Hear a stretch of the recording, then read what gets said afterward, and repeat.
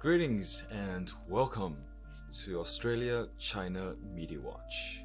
This week we're looking at news representations running from Monday 20th of December through to Sunday 26th of December 2021. During the course of the week, there were 21 mentions of Australia in the Global Times. In Sky News Australia, there were 9 mentions of China. Let's begin by unpacking the Global Times. Published on the 21st of December, this headline reads, Taiwan bravado invites nothing but international shame.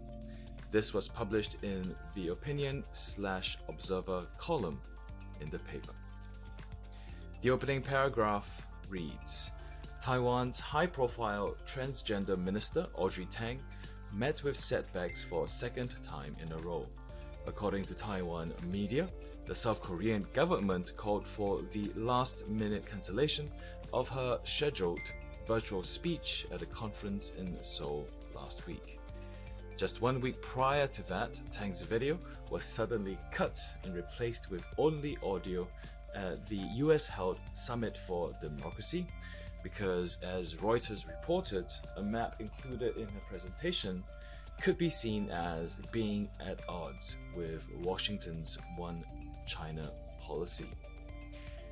The two incidents are clear proof that both the US and South Korea have kept in mind the One China principle when dealing with the Taiwan island. The growing strength of the Chinese mainland as the backbone of the effect of the strong One China principle. It would be futile for Taiwan to change this by staging a bravado. Hopping into taking a closer look at the mentions of Australia, and it appears in the middle of the article, and it reads, in a December 13th joint press conference given by Australian Prime Minister Scott Morrison and Moon during the latter's visit to Australia, when asked if it would be inconceivable for South Korea, a US ally, not to join in some kind of defense of Taiwan, Moon did not respond directly, but emphasized the quote-unquote peaceful management of cross-strait issues. No further mentions of Australia in the article.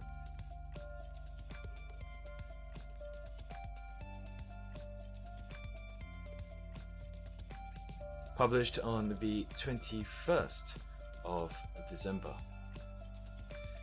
This next headline reads, Top-level push, not Western-style reactionary acts, will advance women's rights in China. Published by the author Shen Yi on December 21st at 9:48 p.m. The opening paragraph of the article reads, the draft amendment of the law on the protection of the rights and interests of women was submitted to the Standing Committee of the National People's Congress for deliberation on Monday. The law will define the specific meaning of discrimination against women for the first time, and also define specific forms of sexual harassment against women. However, when Reuters and some other Western media outlets reported the news, they made great efforts to prove that Chinese women maintain a low status in the country. What the media outlets have failed to report is that Western countries that criticize China have serious problems of gender inequality and sexual harassment of their own.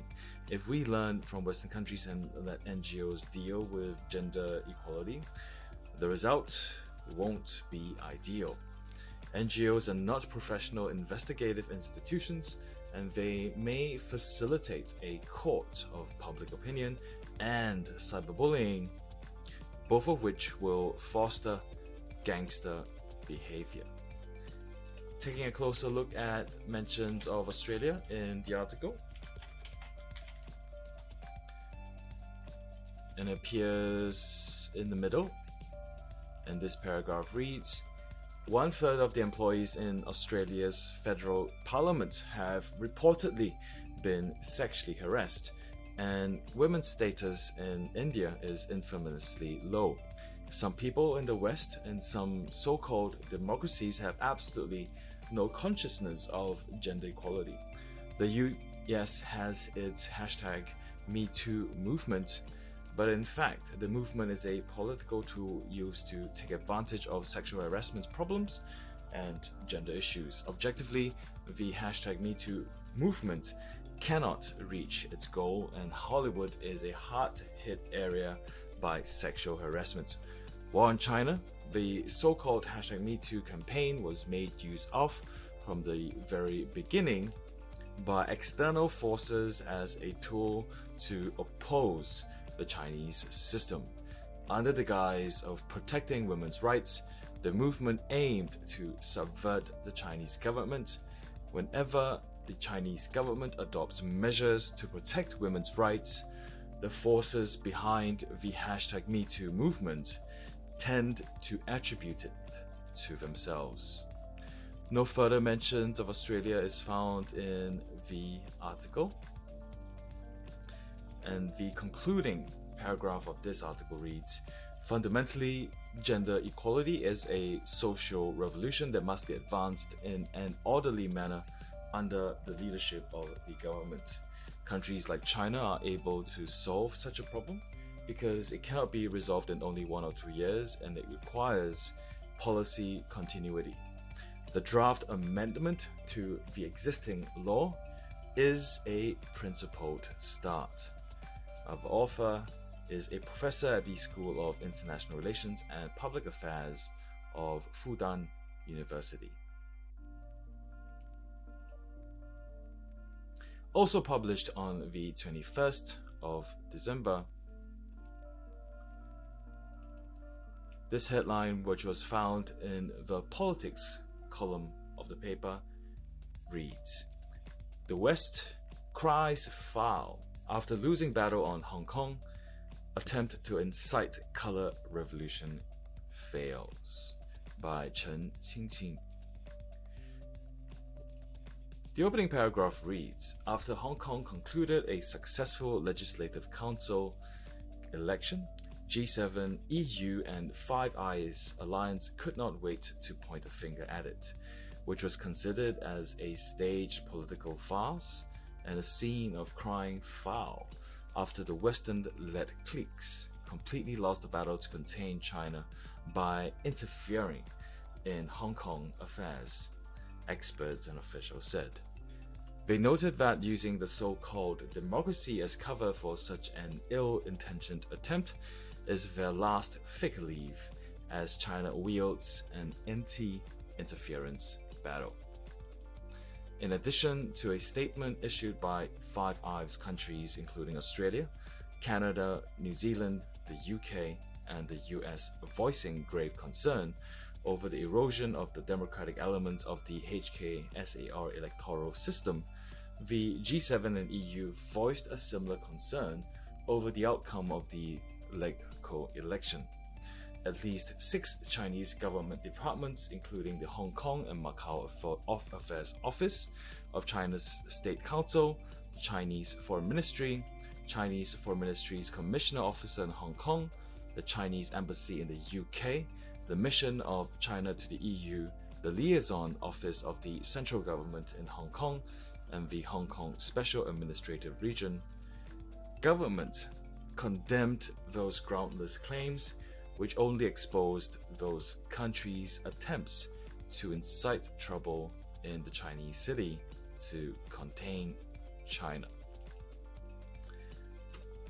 Quote, under British colonial rule, Hong Kong had never enjoyed any democracy, but no so-called democratic countries expressed concerns over that, unquote. Zhao Lijian, spokesperson of the Chinese Foreign Ministry, said, refuting the so-called concerns by the US and some other Western countries. There are no further mentions of Australia in this article. move along to the next piece. And this headline reads, Australian leaders are cheering record energy revenue, but that won't last, by Wang Yi. Published on the 21st of December at 8:10 p.m. The opening paragraph reads, Australia's resources and energy exports are expected to reach a new high of $379 billion Australian dollars during the current fiscal year, Australia's Minister for Resources and Water Keith Pitt said on Monday. In the context of deteriorating China-Australian relations, this estimate has prompted some Western media outlets to claim China's economic coercion has backfired. Australian Treasurer Josh Frydenberg on Friday accused China of economic coercion against Australia and argued that China will still need Australian resource exports, according to Reuters.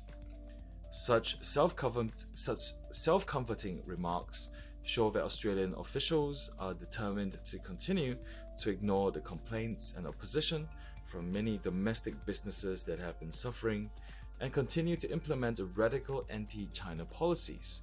With such publicity stunts, they apparently view resource and energy exports as tools to support the extreme anti-China policies.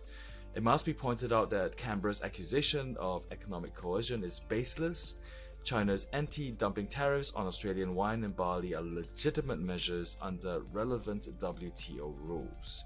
China and Australia are both members of the Regional Comprehensive Economic Partnership, the RCEP.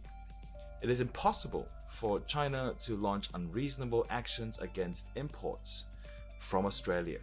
On the contrary, it is the Australian government that has been politicizing economic and trade issues, violating economic and free trade rules, and implementing discriminatory measures against Chinese products and enterprises. Australia was the first country in the world that explicitly imposed a ban on Chinese tech giant Huawei. It has also restricted Chinese investments and torn up agreements under the Belt and Road Initiative. The recent surge in Australia's resources and energy exports revenue is a combination of multiple factors, including global energy supply shortages and depreciation in Australia's currency. Temporary factors such as energy supply issues played a major role. Some analysts estimated that the shortage of energy supply will ease next year and prices will fall back, meaning the increase in Australia's energy export revenue could evaporate quickly. Despite escalating political tension, China and Australia still enjoy complementary and mutually beneficial economic and trade ties. Even as global trade has been battered by the COVID-19, total trade volume between China and Australia stood at $168.32 billion, down only 0.7%. Over the past decade, China has been Australia's largest trading partner, accounting for 1/3 of its total exports. However, Australia's constant and unreasonable provocation against China has already impacted certain aspects of the bilateral trade, and the Australian business community has already felt the pain. According to a recent report by the Australia-China Relations Institute, ACRI, of the University of Technology Sydney, while Canberra is serving as Washington's pawn to counter China, US competitors are vacuuming up Australia's lost sales in the Chinese market. Another report from the ACRI earlier this month showed that Australian companies are still keen to work with China, though political tensions disrupted the export of around a dozen Australian goods in 2020. Further damages could be done if the Australian government continues to take the wrong approach towards China, and increasing signs suggest that Australian Prime Minister Scott Morrison wants to keep that approach. With an election scheduled for the first half of 2022, the Morrison administration has intensified its anti-China campaign. That will not bode well for China-Australia relations and the Australian economy. Australian officials can point to record revenues from resources and energy exports, but prices fluctuate and will likely fall. In the end, Australia will suffer the serious consequences of its increasingly unhinged anti-China approach. A pretty clear example of the othering offensive in play. For this article, it's pretty clear semantically in how it's positioning the anti-China approach. We'll keep going to the next article, and this was published on the 21st of December. It's a crossword.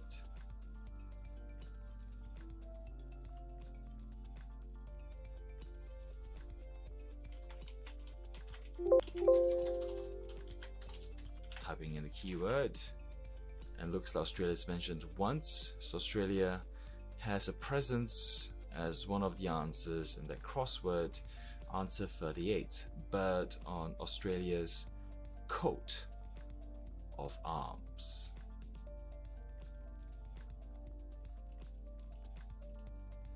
We move along to the next article, and this one was originally published by the AFP in the column World. The headline reads "Testing Lines," and it looks like a photo story. Caption reads, "People lined up inside the cars at a drive-through COVID-19 test center in Western Sydney, Australia on December 21st, 2021. Australia reported more than 255,000 total coronavirus infections as of December 21st, 2021, with 2,134 deaths.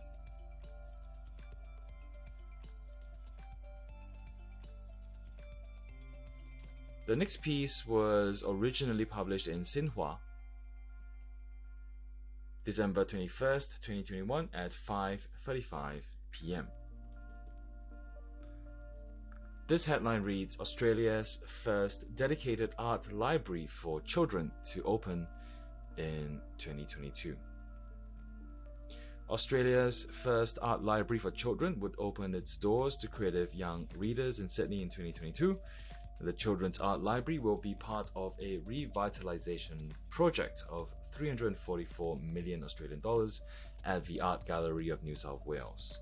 The library will have an array of books featuring international and national artists, including many works by Aboriginal and Torres Strait Islander artists and writers. There will also be a range of reading items in accessible formats for children with disabilities."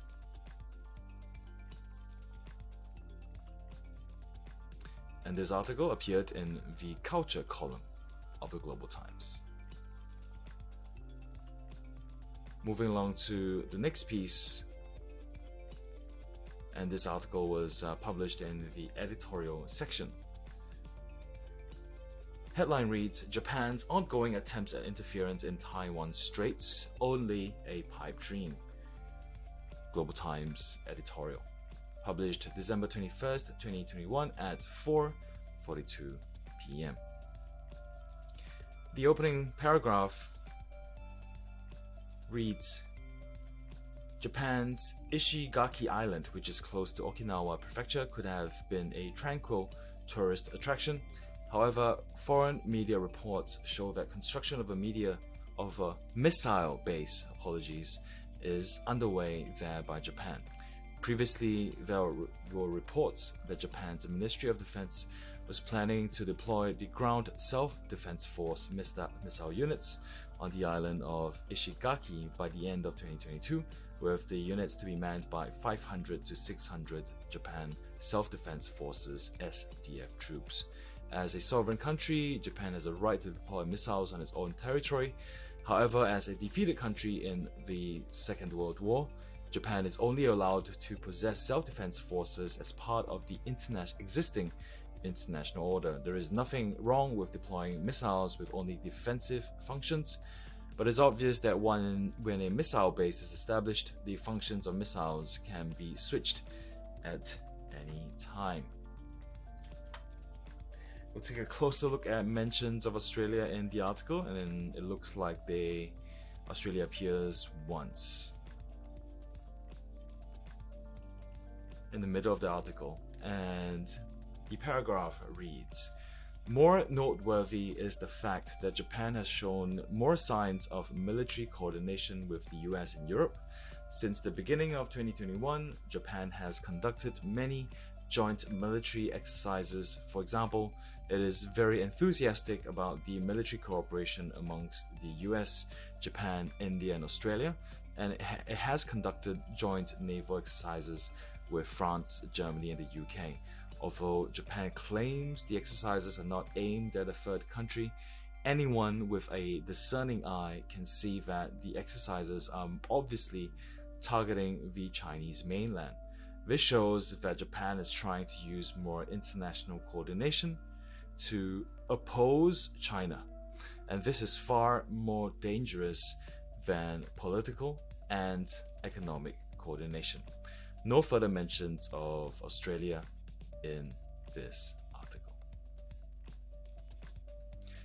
This is the final piece that was published from the 21st of December, and this headline reads, "China condemns Five Eyes, EU, G7 smears on Hong Kong local election, calling it staged political farce," by Chen Qingqing, published on the 21st of December at 8:49 a.m. in the diplomacy section.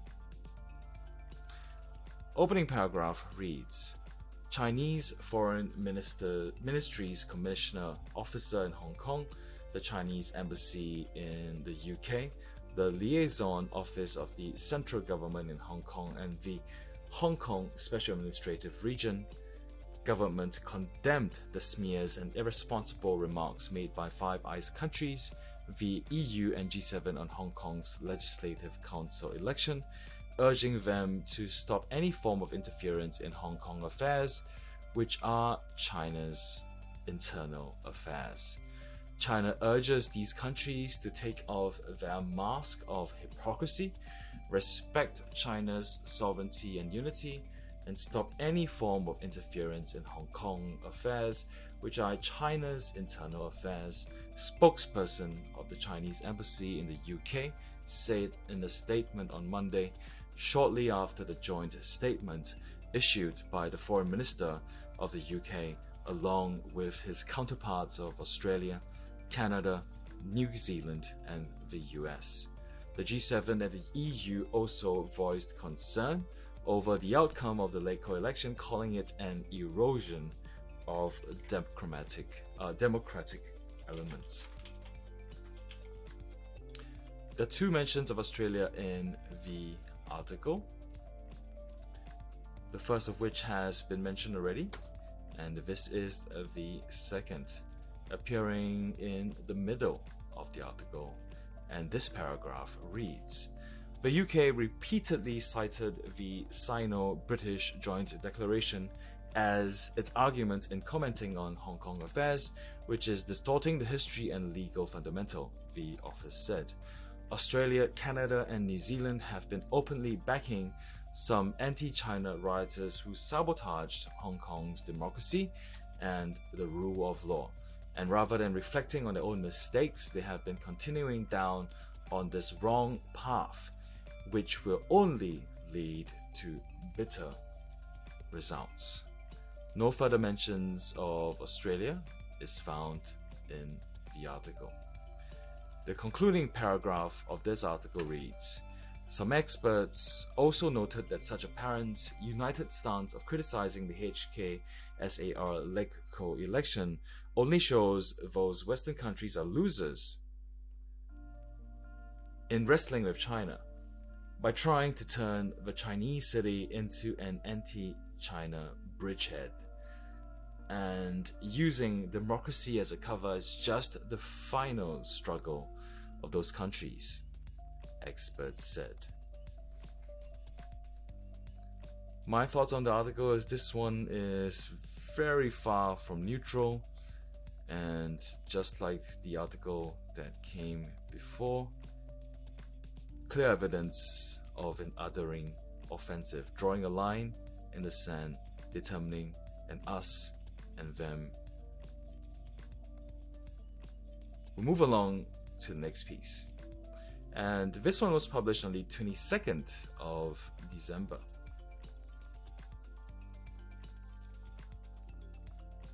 In the column GT Voice, Blinken shows Lithuania will get nothing but lip service from the US, published on the 22nd of December at 8:48 p.m.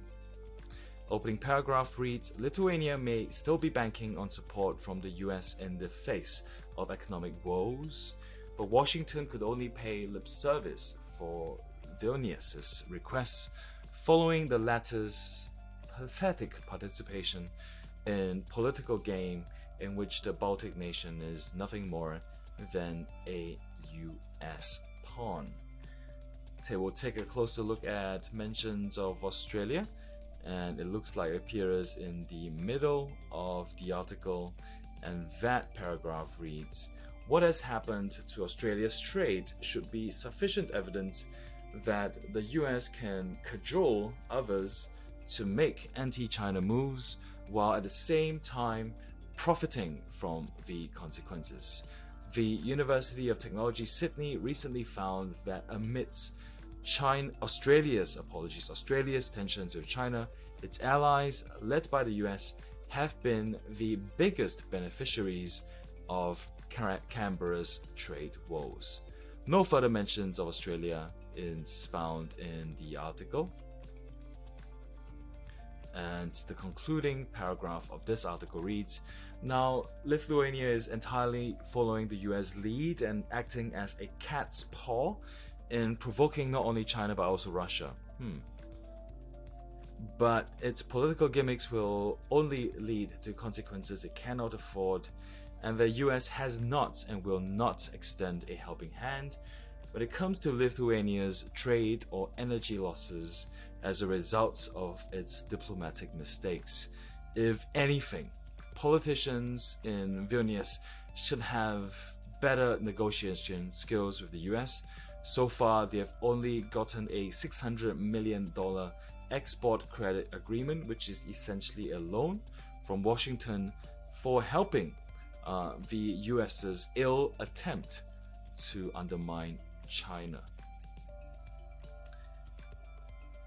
Another somewhat clear example of the othering offensive taking place and drawing a line in the sand where China and Russia are on the same side.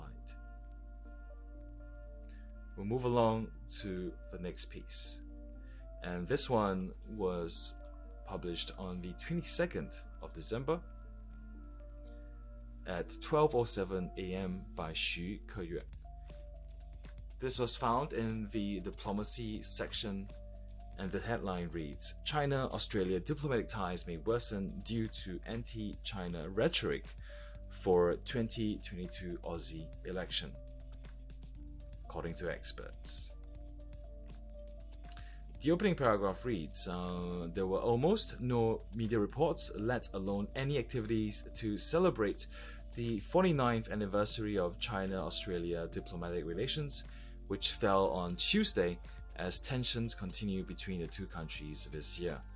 Unlike the 20th and 40th anniversaries of the establishment of China-Australia diplomatic relations, when grand commemorative activities were held on the 49th anniversary, Australian media were busy bashing China over issues such as the Hong Kong regional election following the US and other allies in the Five Eyes alliance.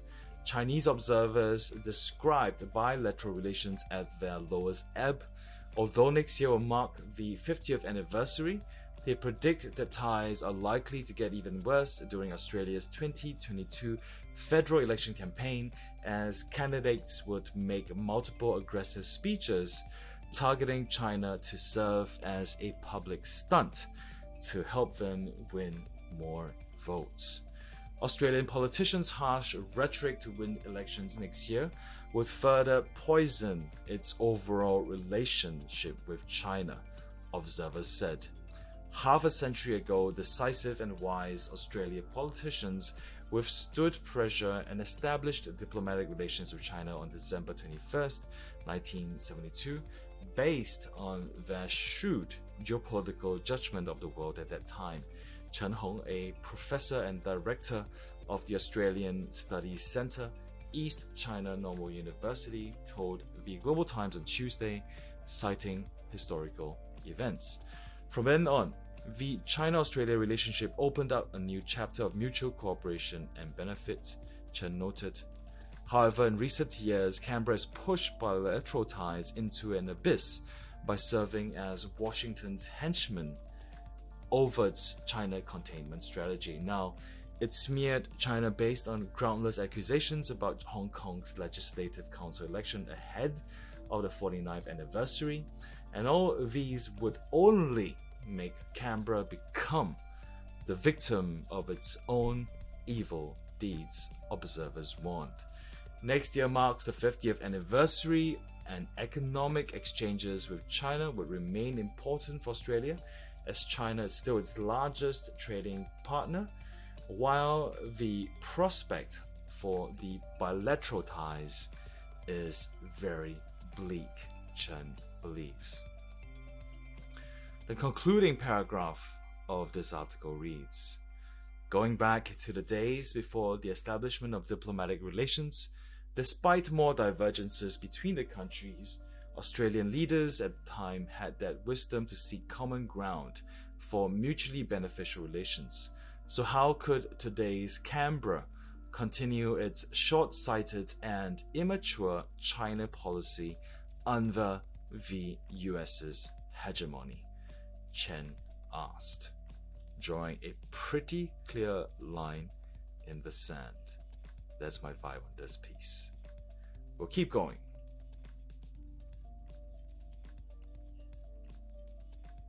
Once again, there were 21 mentions of Australia during the course of the week. And now we'll move on to look at the final 10. This next piece was published on the 23rd of December with the headline, Deep-Rooted Racism in the US Frames Rigid, Harmful China Policy by the author Sun Sihui. Published on the 23rd of December, 7:33 p.m. Opening paragraph reads, in a think tank symposium on Monday themed around this year's international situation in China's diplomacy, former Chinese ambassador to US Cui Tiankai pointed out there is a strong element of racism in the US-China policy, which has led to the US's relentless and bottomless suppression, containment, differentiation, and encirclement of China. This judgment on the nature of US behavior against China in recent years is based on the theoretical framework of "you are not one among us" and the clash of civilizations. From a US perspective, its suppression of China is a realistic choice for maintaining its current hegemony. Besides, there is also an ideological factor like its mentality. Viewing itself as a savior in the religious sense, the US considers itself to be the one chosen by the God and believes that it has the obligation and responsibility to spread its ideas, ideology, values, and social systems to others. This mindset is linked to civilization, race, and nationality.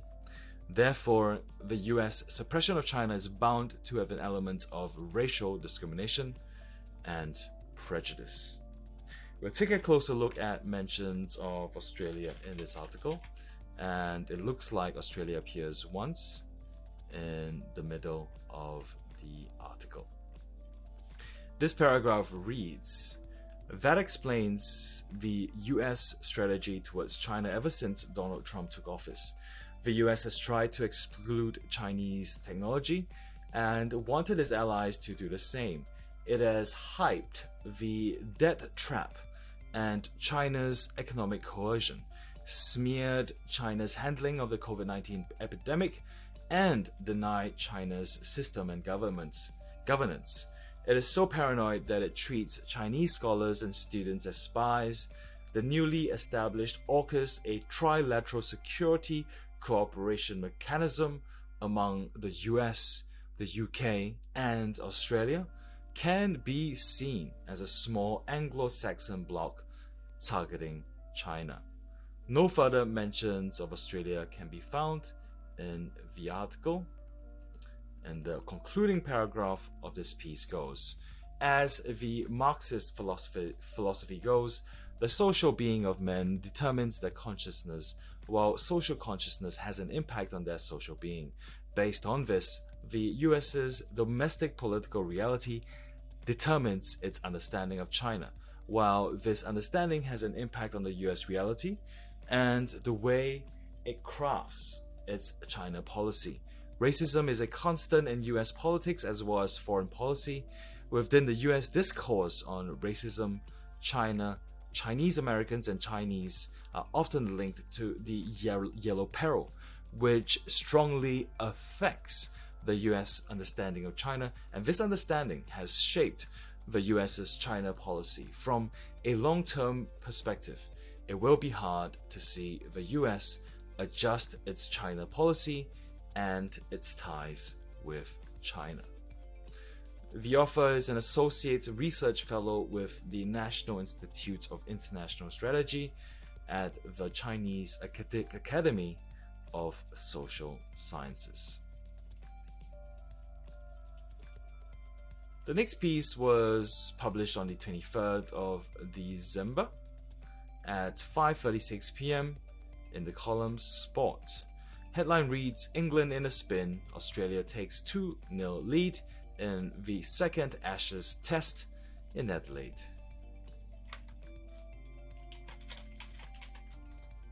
There are a number of instances of Australia being mentioned, such as the opening paragraph, Australia beat England by 275 runs to win the second Ashes Test at Adelaide last week and take a 2-0 series lead going into Sunday's Boxing Day Test in Melbourne.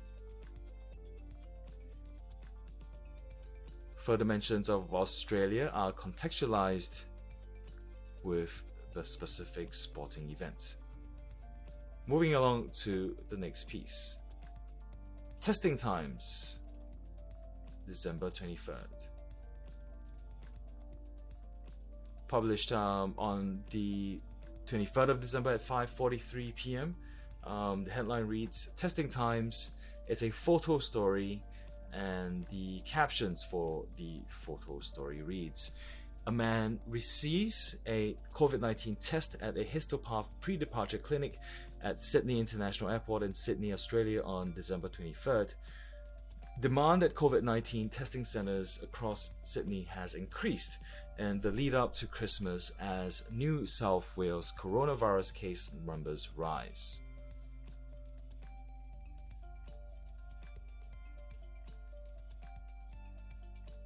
The next piece was published on the 24th of December by the authors Chen Qingqing and Bai Yunyu. The headline reads, Hong Kong's next chief executive must serve with determination, act with no thought of personal gain. Exclusive interview with former LegCo president.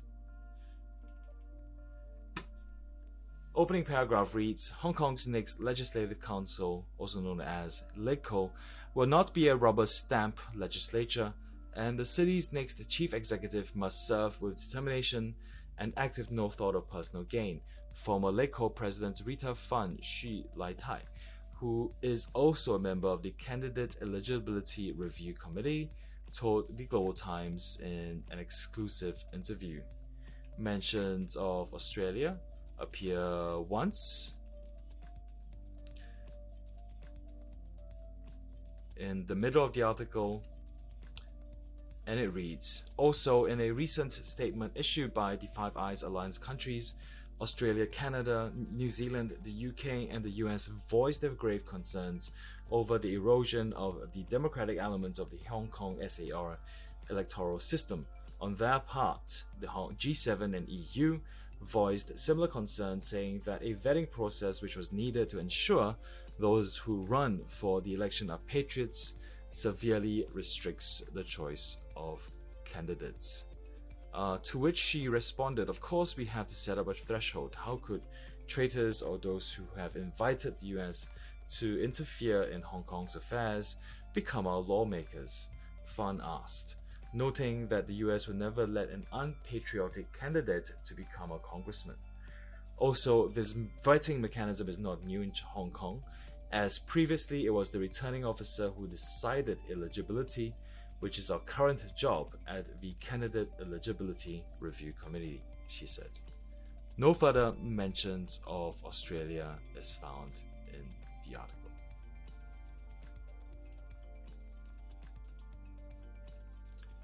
This next piece was published on the 23rd of December at 11:51 p.m. In the Arts Books section of the Global Times. The headline reads, New book collection aims to promote Sichuan poetry and tea culture overseas. Mentions of Australia appears once.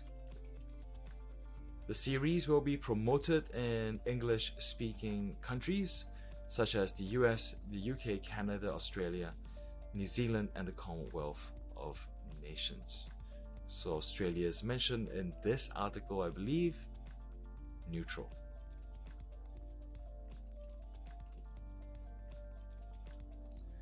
This next piece was published on the 25th of December at 7:18 p.m. in the Society section of the Global Times. The headline reads, US visa application for officials to attend Winter Olympics double-faced will catch allies off guard, according to observers. The opening paragraph reads, despite the fact that the Biden administration announced earlier this month the decision to not send diplomatic or official representation to the Beijing Winter Olympics, the US government has applied for 3-month visas for 18 personnel, including 15 personnel working for the State Department to attend the Games, according to an exclusive report by the South China Morning Post on Friday. People familiar with the matter have also confirmed the report with the Global Times. The double-faced move of the US government would embarrass its allies and prove that divergences exist in the Biden administration on approaching the Winter Olympics. The ACMP, the South China Morning Post, quoted 2 sources and a document as saying, of the 18 names on the list, 15 of the US personnel work for the State Department and 1 works for the Pentagon. And the US indicated to Chinese officials it might submit applications for 40 more officials in the coming months. The visa applications were made for those who work in the State Department and the Pentagon. If they cannot be counted as US officials, then who can they be? Li Haidong, a professor at the Institute of International Relations at the China Foreign Affairs University, told the Global Times. The Biden administration took the lead in fooling US hardcore followers and not sending government officials to Beijing for the Games. After they followed suit in making similar announcements, the US took a sharp turn. This behavior is a slap in the face and will catch US allies off guard. We'll take a closer look at mentions of Australia, and it looks like multiple instances. The first of which is found in this paragraph, and it goes, soon after US announced the decision to not send government officials to the 2022 Winter Olympics in Beijing, Australia followed suit. Just on Friday, Japan made similar announcements that it would not send a government delegation to the Beijing Olympics. No further mentions of Australia, it seems, in the article.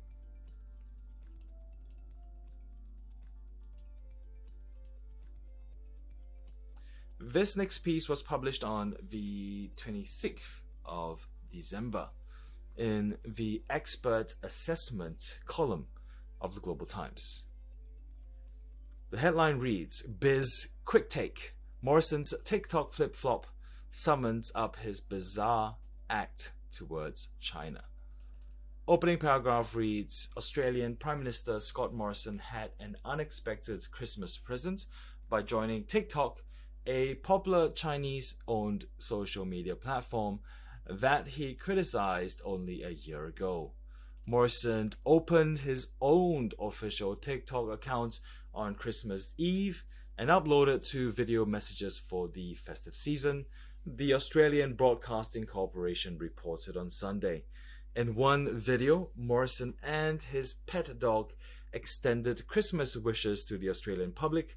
In the other video, he addressed COVID-19 pandemic challenges, according to the report.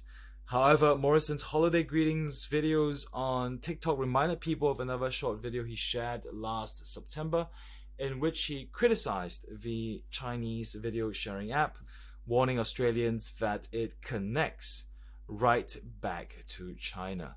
Morrison's awkward TikTok flip-flop reminds people of his current awkward position when it comes to China. Commenting on Morrison's Christmas message on TikTok, one individual commented, "Guess it's the only way they can communicate with China now." In an interview with CBS in September, Morrison complained that Chinese leaders wouldn't take his phone calls. Although this is nothing but another publicity stunt for Morrison to play the victim, the fact indeed highlights the Morrison government's relentless provocation toward China has steered the bilateral relationship into a dead end. Playing the US's anti-China vanguard in recent years, the Morrison government has been arbitrarily sabotaging the China-Australia relations. The latest example, Morrison in November said he support Australia's Minister of Defence Peter Dutton's reckless rhetoric on the Taiwan question. Earlier this month, Canberra staged another political stunt by joining the US in a boycott of the Beijing 2022 Winter Olympic Games. In the economic arena, Australia was the first country to ban Chinese tech giant Huawei from its 5G network. In August 2020, Canberra has also instructed its intelligence agencies to carry out a security probe into TikTok. It is Canberra's arbitrary provocation that has derailed China-Australia relations, and the responsibility rests solely with Australia. Yet, judging from the current situation, Morrison is determined to continue to play with fire. Morrison's awkward twist on TikTok this Christmas shows how bizarre this whole act has been, and no one will be fooled by his new publicity stunt. A netizen pointed out that Morrison performs perfect hypocritical TikTok flip-flop. If Morrison has the sincerity to repair China-Australia relations, he knows what to do. As for what he has in store for his next TikTok show, let's wait and see.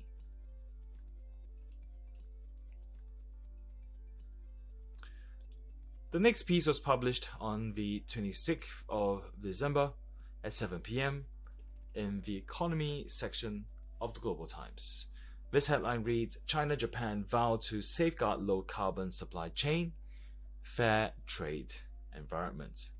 The opening paragraph reads, Chinese and Japanese officials on Sunday vowed to build and safeguard a low-carbon supply chain and a fair, open trade and investment environment as part of efforts to expand bilateral cooperation and the opening up of the Asia-Pacific region during an annual bilateral forum on energy conservation and environmental protection. Mentions of Australia appears in the middle of the article, and it reads, the RCEP, apologies, the Regional Comprehensive Economic Partnership, the world's largest trade pact and a landmark deal for the Asia-Pacific region, is scheduled to officially come into force on January 1st, 2022, the Ministry of Commerce announced in November. 6 ASEAN member countries, as well as China, Japan, New Zealand, and Australia, have deposited the instrument of ratification, with 10 members' ratification reaching the threshold for implementation. No further mentions of Australia is found in the article. The next piece was published in the culture column of the Global Times, and this headline reads, Bollywood replays India's seminal 1983 cricket triumph, published on December 26th at 6:35 p.m. The opening paragraph reads, Bollywood's retelling of the 1983 World Cup hits cinemas Friday, recalling a stunning underdog victory that was instrumental in turning India into the cricket crazy nation it is today. Mentions of Australia appear once. In an interview with AFP, Dev said India were helped by being underdogs. There were no expectations. All the media's attention was on Australia, England, West Indies, and all the pressure was on the other teams, the 62-year-old said. So, historical reference with Australia's appearance, and this concludes our look at this article. The final article that appeared in the Global Times from the week of Monday, the 20th of December, all the way through to Sunday, the 26th of December, is a photo story. And this photo story's headline reads, Rolex Sydney Hobart Yacht Race in Australia, originally published by Xinhua and published on the December 26th on 4:51 p.m. The captions of the photos read, yachts compete during the Rolex Sydney Hobart Yacht Race in Sydney, Australia on December 26, 2021.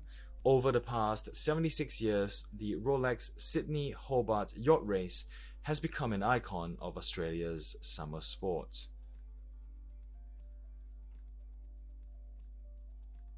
This concludes our look at mentions of Australia from the Global Times.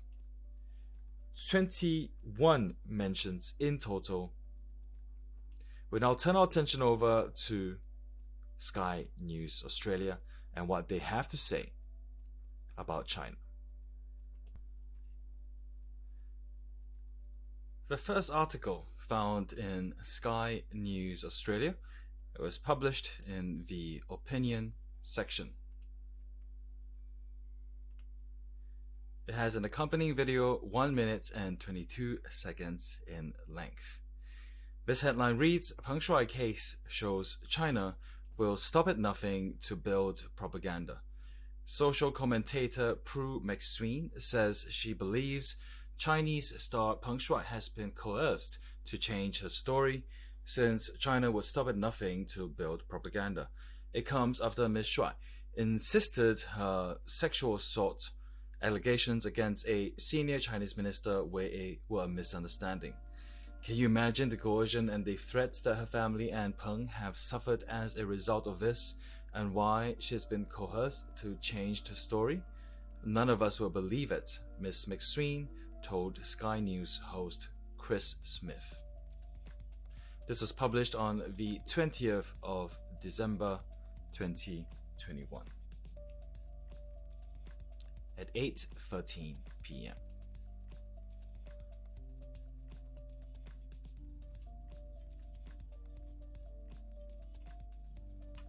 This next piece was published on the 21st of December at 2:17 p.m. by the digital reporter Brianna McKee.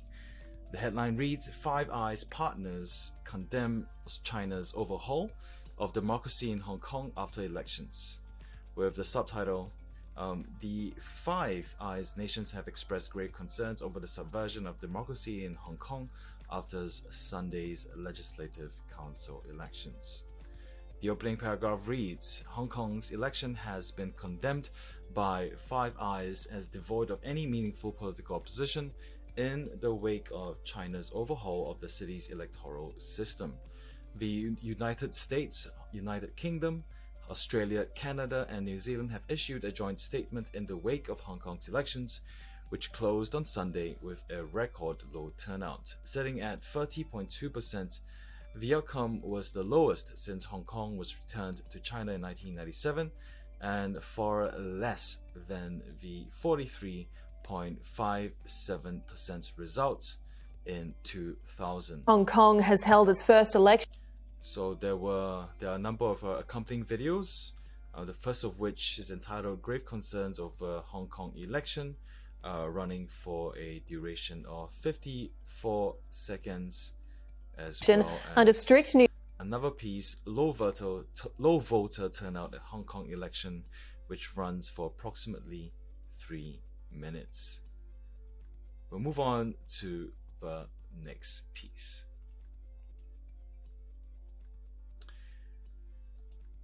The headline for the next article: Chinese embassy slams Five Eyes for violently interfering by criticizing Hong Kong's recent elections, by Brianna McKee on December 22nd, 2021. It comes with an accompanying video of 5 minutes and 53 seconds in length, and that video is entitled Hong Kong, a Shadow of What It Once Was. The opening paragraph reads, China has attacked a Five Eyes statement that expressed grave concerns over the subversion of democracy in Hong Kong after Sunday's Legislative Council elections. In a statement, the Chinese embassy in Hong Kong claimed Australia had gone all out to hype up its opposition to China's improvement to Hong Kong's electoral system. China firmly opposed and strongly condemned the joint statement made by the Australian Foreign Minister, together with the other 4 foreign ministers of the Five Eyes Alliance. Hong Kong is China's Hong Kong. Five Eyes recklessly disregarded the facts and reversed the truth and wantonly interfered with China's internal affairs by the so-called Hong Kong issue, the statement said. The Chinese embassy declared Hong Kong's legislative elections on Sunday a success after 90 members of the new LegCo were appointed smoothly in the first polls since China's improvement of the system. Australia is mentioned in a Chinese tennis star who appeared to apologies for that. Five Eyes go missing after accusing a government official of sexual assault. Eyes Nations has appeared in an online video denying she ever. And the paragraph reads, Australia was accused of trying to violently interfere in China's internal affairs while criticizing foreign interference in Hong Kong. The next piece was published in the opinion section of Sky News Australia, with accompanying video 2 minutes and 49 seconds in duration. This headline reads, China surging ahead to weaponize space. Sky News host Chris Smith says it looks like China's next step is to take over space. The Australian on Wednesday reported China completed 50 orbital launches in 2021, 15 more than a year prior. China is surging ahead in the race to weaponize space, Mr. Smith said. With that kind of coverage in space, don't you think they could knock out Western communication systems rather quickly? It looks as though China is getting its ducks in a row. They already have 3,000 in-orbit satellites. They've been working hard in this space.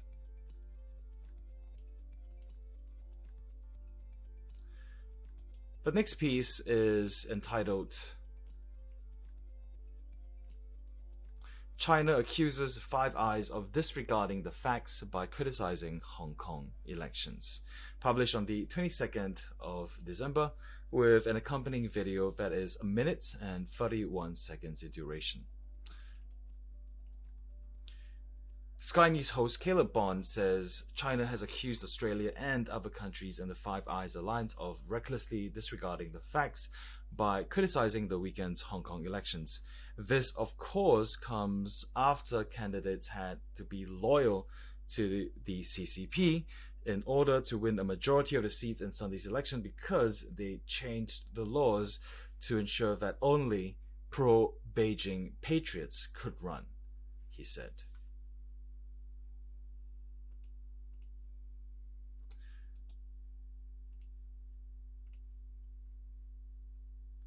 The next piece was published on the 23rd of December with the title, Millions of People Ordered into Lockdown in China. It comes with an accompanying video, 22 seconds in length. China has ordered the city of Xi'an into lockdown after a coronavirus outbreak. It comes as 13 million residents are being told to stay home, following the reporting of 52 new coronavirus cases.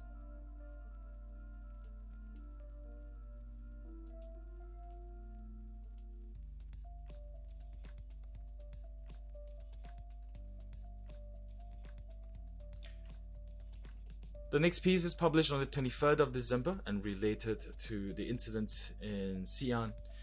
This headline, First Major Lockdown Since Wuhan. China locks down 13 million people over Christmas amid Omicron outbreak.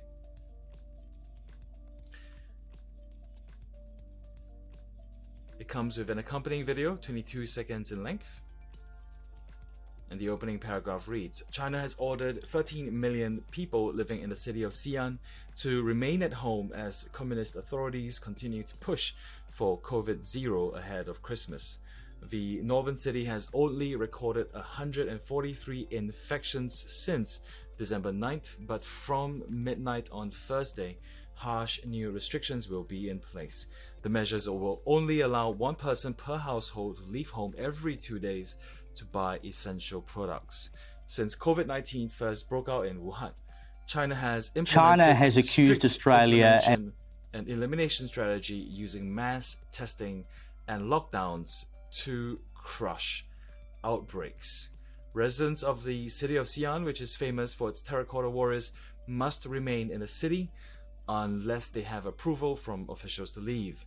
No end date has been set for the new COVID-19 restrictions. The lockdown comes after millions of tests were conducted across the region, while long-distance bus stations were closed and most flights cancelled. Checkpoints have been set up on motorways, and non-essential businesses shut down, and local government employees are already working from home. Bars, gyms, and cinemas were closed last weekend as precautionary measure, and almost 3,574 schools will now move to online learning, the Global Times reported.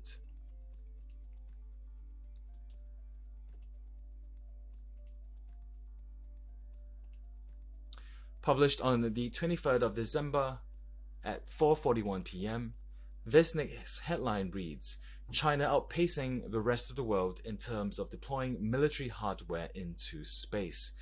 It comes with an accompanying video, 6 minutes and 36 seconds in length.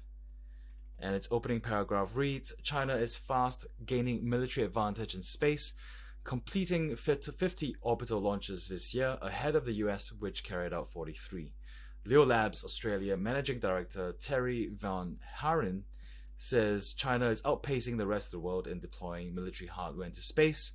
There are many purposes. In many respects, we got the Earth observation purpose, Mr. Van Haren told Sky News Australia. He said there were a whole bunch of very suspicious activities which is also going on in space at the moment, such as the recent launch as SJ-21, which was claimed by China to be an inspection satellite. It is now in geostationary orbit, and that's typically not where there is any debris. it's really where the critical assets of the United States in terms of their military commander control. So it is a very, very suspicious satellite, and it's even more suspicious when it produced a sub-satellite. So this is the sort of activity we will really need to be concerned about. It means that China is preparing for the potential space conflict, and it's like chess. You really want to deploy your pawns and have those in place.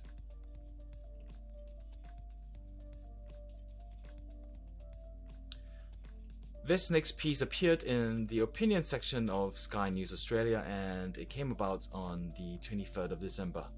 The headline reads, Australia don't want armed conflict with China. New South Wales One Nation leader Mark Latham says Australia don't want armed conflict with China. It comes as former foreign minister has defended his decision to speak at a seminar organized by Chinese-Australian billionaire Chow Chok-wing and attended by President Xi Jinping. We have certainly had too many of these Chinese communist characters infiltrating Australian politics, up to no good, Mr. Latham told Sky News Australia. We used to have a close relationship with China, it's all gone to sea now, and I think we've got to find a middle way. Australians don't want armed conflict with China, but at the same time, we don't want to have to submit to some of their wrong tactics and infiltration of Australian politics.